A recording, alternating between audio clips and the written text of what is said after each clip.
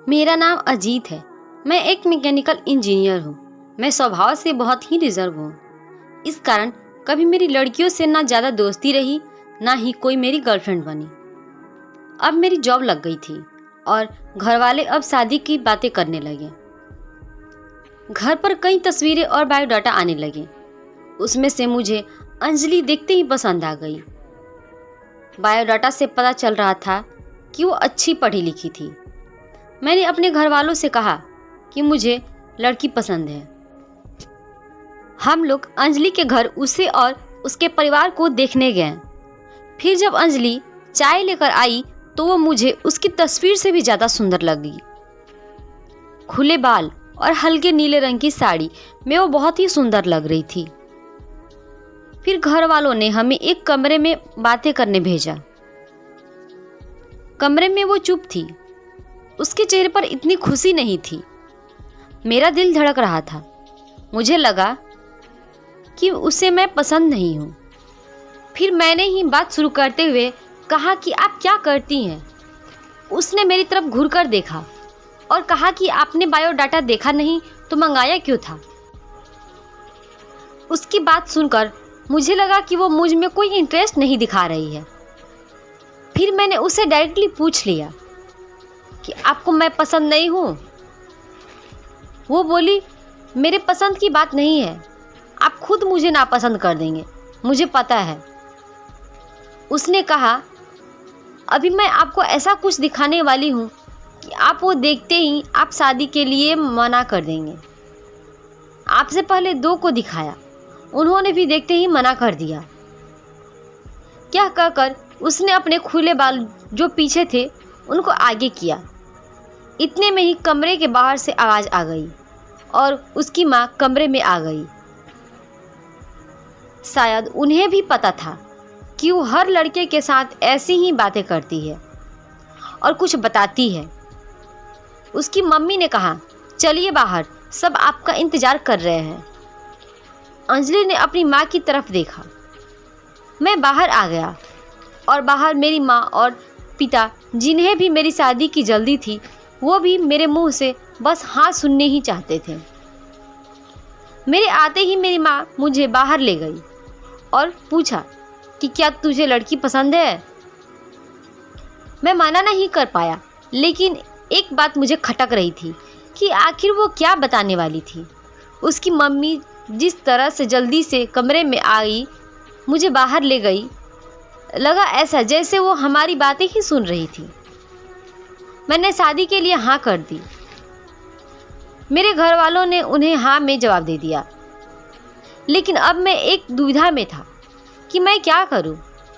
मैंने उससे बात करना चाहा। मैंने उससे नंबर नहीं मांगा था। मैंने अपनी मम्मी को कहा कि आप बात करें और उसका नंबर ले लें। मम्मी ने अंजलि की मम्मी से फ़ोन पर बात की और अंजलि का नंबर मांगा, लेकिन उन्होंने यह कहकर मना कर दिया कि अंजलि का फ़ोन अभी ख़राब है। मम्मी यह भी कह रही थी कि वो लोग शादी के लिए जल्दी कर रहे हैं। इन सब बातों से मेरे मन में कुछ अजीब सवाल आने लगे। एक शाम जब मैं ऑफिस में था, तब मुझे एक अननोन नंबर से कॉल आता है। फ़ोन रिसीव किया तो अंजलि थी। वो बोली कि मम्मी ने मेरा फ़ोन ले लिया है। मैं कुछ बहाना करके अपने फ्रेंड के रूम पर आई हूँ। उसी के नंबर से फ़ोन कर रही हूँ। क्या तुम मुझे अभी मिल सकते हो? मुझे वैसे भी उससे मिलना था। अंजलि को बताए एड्रेस पर मैं जल्दी से पहुंचा। वो उसकी फ्रेंड का रूम था। मैंने जाते ही पूछा, उस दिन की बात अधूरी रह गई थी और तुम्हारी मम्मी तुम पर नज़र क्यों रख रही है? अंजलि बोली, मैं तुम्हें कुछ दिखाना चाहती हूँ। उसके बाद तुम्हारे सारे सवालों के जवाब मिल जाएंगे। अंजलि आज भी बाल खोलकर आई थी।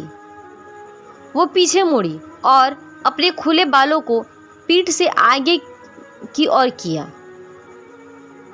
तब मुझे पता चला कि वो क्या दिखाना चाहती थी। उसकी गर्दन पर एक टैटू था, सुयश नाम का। अंजलि बोली कि मैं एक लड़के से प्यार करती थी और हम दोनों शादी भी करना चाहते थे। मैंने उसी के नाम का टैटू बनवाया था। यह बात मैंने अपने घर वालों को भी बताई थी और वो तैयार भी हो गए थे। लेकिन सुयश ने मुझे चीट किया। वो मेरे अलावा भी किसी और को डेट कर रहा था और वो लड़की पैसे वाली थी, इसलिए उसने मुझे छोड़ दिया। तब से मुझे शादी और लड़कों से एक नफरत सी हो गई थी। उस लड़के को मैंने बहुत प्यार किया, लेकिन उसने मुझे धोखा दिया। तुमसे पहले भी 2 लड़कियों को मैंने टैटू दिखाया और उन्होंने सच जानकर शादी के लिए मना कर दिया। इसीलिए मम्मी मुझ पर नज़र रख रही है कि मैं तुम्हें भी कहीं सच न बता दूं। लेकिन मैं लड़कों की तरह नहीं हूँ। मैं नई जिंदगी की शुरुआत सच के साथ करना चाहती हूँ। मैं सुनकर सोच में पड़ गया कि जिसको प्यार मिलता है उसे प्यार की कद्र नहीं होती। आखिर इतनी प्यार करने वाली लड़की को कैसे कोई धोखा दे सकता है।